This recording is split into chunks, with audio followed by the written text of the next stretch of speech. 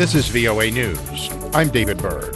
Secretary of State Mike Pompeo is being asked to explain the sudden removal of the U.S. ambassador to Ukraine in May, whose name was mentioned in President Trump's July phone call with Ukraine's president. We get more from AP's Jackie Quinn. The top Democrat on the Senate Foreign Relations Committee, Robert Menendez, fired off a letter to Secretary of State Mike Pompeo asking him why Ambassador Marie Yovanovitch was removed and if Pompeo had approved of what Menendez calls a perversion of U.S. foreign policy. Because of the whistleblower complaint alleging President Trump pressured a foreign country to investigate Joe Biden and his family, the ambassador's ouster in May and a campaign to discredit her is coming into focus, including President Trump calling her bad news when he spoke with Ukraine's president. Insiders tell the Associated Press elements of the Ukrainian government wanted Yovanovitch out because she was pressing for corruption investigations. Jackie Quinn, Washington. The Trump administration is reportedly considering delisting Chinese companies from American stock exchanges as a way to limit U.S. investment in China. The move would further escalate the ongoing trade war between the world's two largest economies. Delisting the companies is part of a broader administration plan to limit U.S. investment in China, according to several news reports. Administration officials are also exploring how the U.S. could place limits on the Chinese firms that are included in U.S. stock indices.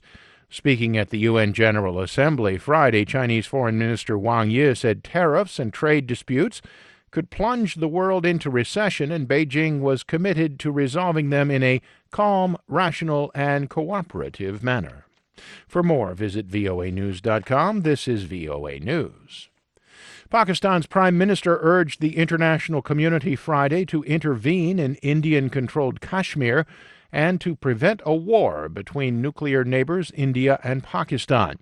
Imran Khan told the UN General Assembly the situation in Kashmir will turn into, in his words, a bloodbath. So what do they think? What will the people of Kashmir do when they lift the curfew?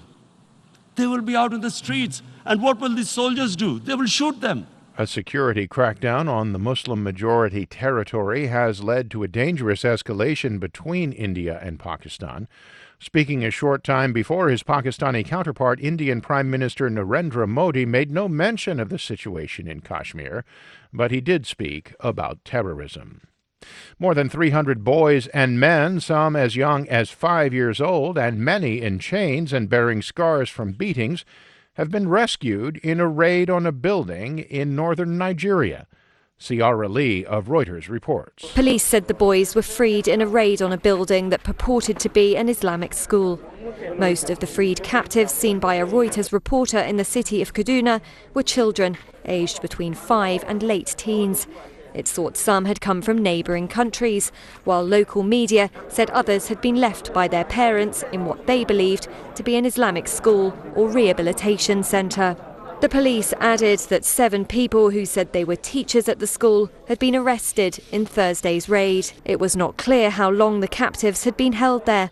Police said the children have been moved to a temporary camp, while attempts are being made to find their parents. Ciara Lee of Reuters. Orders to U.S. factories for big-ticket manufactured goods increased slightly last month after a larger gain in July. AP's Ben Thomas has details. The Commerce Department says orders for durable goods edged up 0.2% in August after a much bigger 2% gain in July. The volatile commercial aircraft sector dropped sharply, and orders in a category used as a proxy for business investment edged down 0.2%, the weakest showing since a 1.1% drop in April. This category has lagged for most of the year, likely reflecting fallout from President Trump's trade wars. Ben Thomas, Washington. A down day on Wall Street, with all 3 major indexes ending trading lower.